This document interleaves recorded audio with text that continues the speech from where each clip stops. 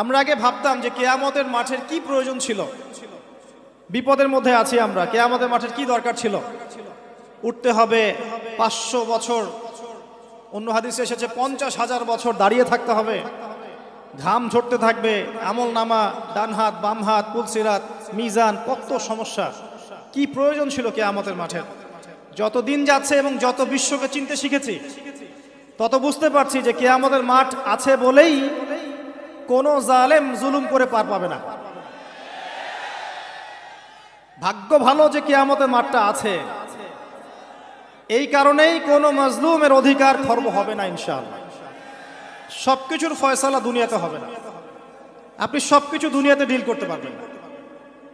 যাই হোক, যদি কোরআন মানতে আপত্তি থাকে তাহলে তর্ক করে সময় নষ্ট করতে যায় না, আপনি আপনার গতিতে কাজ করেন, যারা অস্বীকারী তারা তাদের গতিতে কাজ করবেন।